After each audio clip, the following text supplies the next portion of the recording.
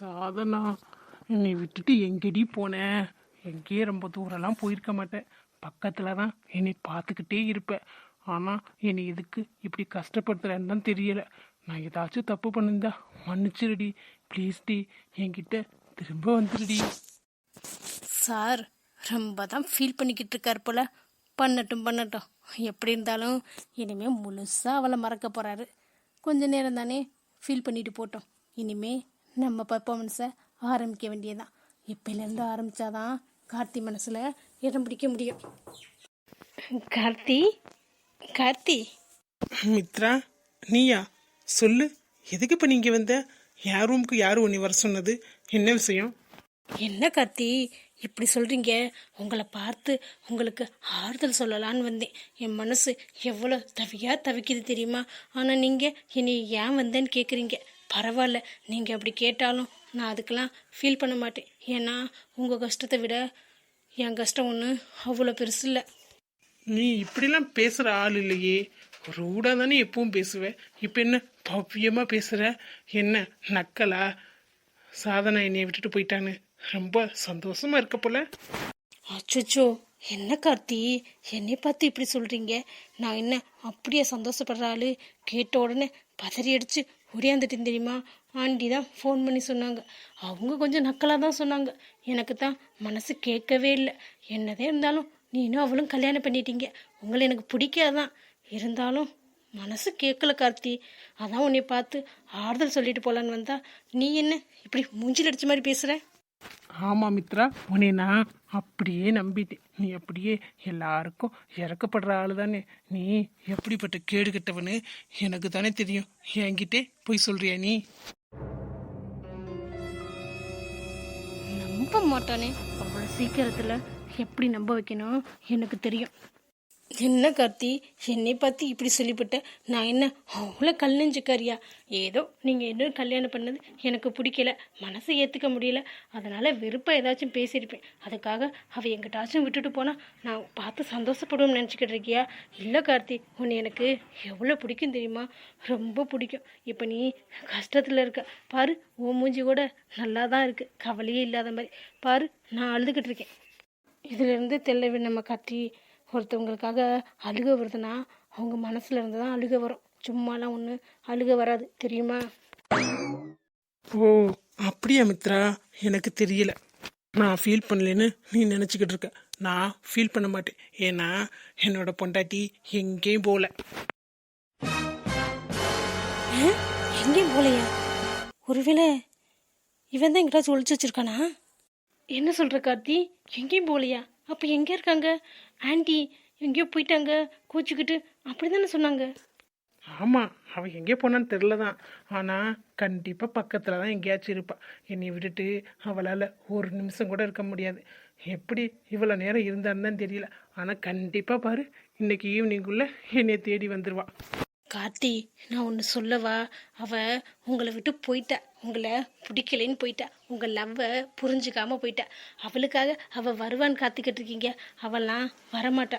பேசாமல் நான் சொல்கிறத கேளுங்க.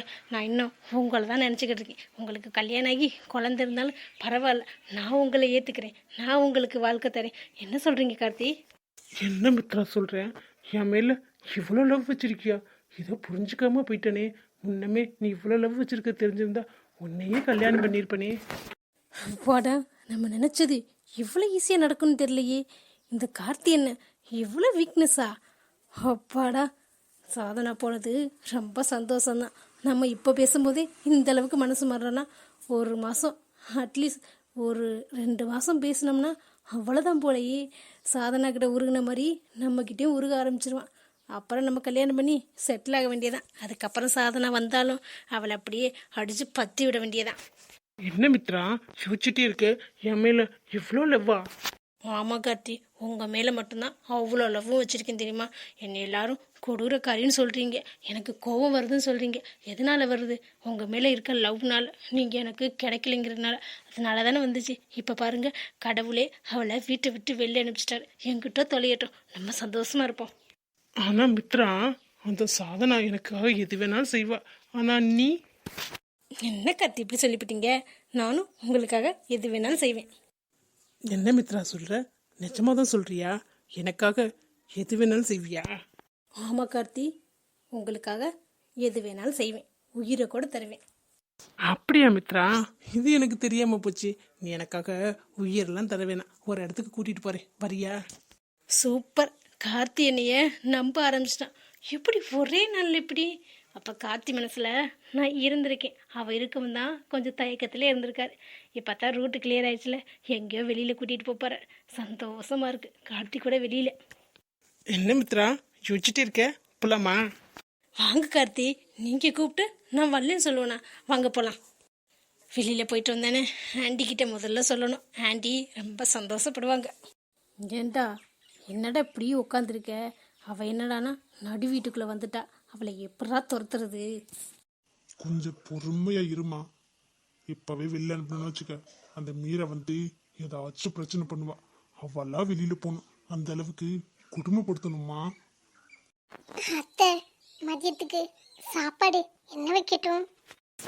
என்னடி அத்தை நொத்தைன்னு உறவு கொண்டாடுற? இந்த வீட்டுக்கு வந்துட்டோம்னு முறை வச்சு கூப்பிட்ட வேலையெல்லாம் வச்சுக்காத. நீ இந்த வீட்டு வேலைக்காரி தான்.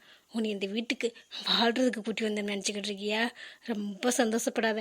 வீட்டுக்குள்ளே வந்துட்டோம்னு நாங்கள் கூட்டிகிட்டு வந்தது உன்னை அடிமையாக வச்சுக்கிறதுக்கு தான். நாங்கள் படுத்துகிற பாடல நீ இன்னும் கொஞ்சம் நாள்ல வெளியில் போயிடுவேப்பார். ஆமாம்மா, இவளை சும்மாவே விடக்கூடாது. இவளை ஏதாச்சும் பண்ணணுமா. நம்ம ஆசையில அப்படியே மண்ணலி கொட்டிட்டா. இல்ல, எல்லாத்துக்கும் காரணம் இவ தான். இவளை நான் பார்த்து லவ் பண்ணேன் பாரு, பணக்காரின்னு நினைச்சு. ட்ரெஸ் எல்லாம் அப்படித்தானே போட்டு வந்தா. அதுக்கப்புறம் தானே தெரியுது பிச்சைக்காரின்னு. இவளை போய் கல்யாணம் பண்ணி என் வாழ்க்கையில நானே மண்ணொலி போட்டுக்கிட்டேன். இங்க பாரு, சும்மா ஏதாச்சும் உறவு முறை கொண்டாடிக்கிட்டு எங்கிட்ட ஒட்டலான்னு வந்த, அவ்வளவுதான் சொல்லிட்டேன்.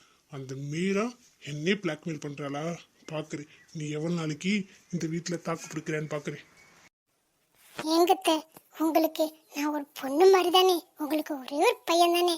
பொண்ணு இல்லாத குறைய நான் தீர்த்து வைப்பேன்ல. என்கிட்டங்க நீங்க பாசமே காட்ட மாட்டேங்கிறீங்க. பணம் பணம் தெரிஞ்சா கடைசியில பணம் உங்க கூடயே வரப்போகுது.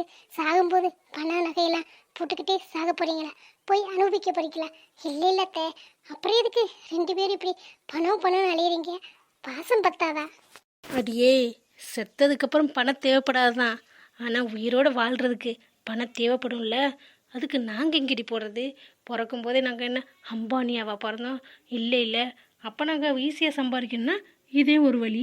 பணக்கார பொண்ணை பார்த்து கல்யாணம் பண்ணி ஜாலியாக இருக்கலாம். கஷ்டப்பட்டு வேர்வை சிந்தி உழைச்சி அப்போல்லாம் பணக்காரி ஆகவும் முடியாது. அப்படியாக எங்களுக்கு விருப்பமும் இல்லை. பணம் இருந்தால் என்னத்தை வேணாலும் வாங்கிடலாம். உன் பாசத்தை வச்சு ஒரு புடலங்காய் கூட வாங்க முடியாது. சாப்பிட்டியா நீ? இல்லைங்கத்த, இனிமேதான் தோசை ஊற்றி சாப்பிடணும். என்னது, தோசை ஊற்றி சாப்பிட்டியா? முந்தா நாள் வச்ச பழைய சாதம் அப்படியே இருக்குது. என்னடா பண்ணுறதுன்னு யோசிச்சிட்டேன். அதான் நீ வந்துட்டியில, போய் அதை போட்டுட்டு சாப்பிடு. எங்கத்த, உங்க பொண்ணா இருந்தா இப்படி சொல்வீங்களா? சொல்ல மாட்டேன் தாண்டி. என் பொண்ணாக இருந்தால், என் வயிற்றில் பிறந்தவளாக இருந்தால் சொல்லத்தான் மாட்டேன். ஏன்னா என் பொண்ணு என்னை மாதிரி தான் இருப்பாள். அவளும் நீயும் ஒன்றாயிட முடியுமா? போ, அந்த புளிச்ச சொத்தையே போட்டு தின்னு. அப்புறம் நேற்று உள்ள சொத்தெல்லாம் கீழே கொட்டிடாத. இதே மாதிரி புளிச்சு போயிடும்ல, நாளைக்கு சாப்பிட்லாம். வச்சுக்க. அம்மா சூப்பர்மா, உன் வேலைய கரெக்டா ஆரம்பிச்சுட்ட. இவ சந்தோஷமாவே இருக்கக்கூடாது, அழுதுகிட்டே இருக்கணும். அவளே போகணும். அம்மா கிட்ட சொல்லிட்டீல, விடுறா, அதெல்லாம் அம்மா பார்த்துக்கிறேன். இவளை டார்ச்சர் பண்ணுறலாம் அவ்வளோ பெரிய விஷயமா என்ன? அவளே பதறி அடிச்சுக்கிட்டு இன்னும் ஒரே வாரத்தில் ஓடுவா பார். நல்ல வேலைம்மா, இவன் இந்த வீட்லயே இருந்துட்டு வரேன்னு நினைச்சேன். நீ பண்ற டார்ச்சர்லாம் பார்த்தா சீக்கிரத்திலே கிளம்பிடுவா. இவங்க ரெண்டு பேரும் எதுக்கு தான் இப்படி பண்றாங்க? காசு காசுன்னு அழிகிறாங்க. ஒருத்தவங்க பாசம் வைக்க இருந்தா பத்தாதா? நமக்காக துடிச்சு போறவங்க இருந்தா அதுவே போதுமே, வாழ்க்கை நல்லா போகுமே. அதை விட்டுட்டு காசு நகை பணம்னு இப்படியும் இருக்காங்களே.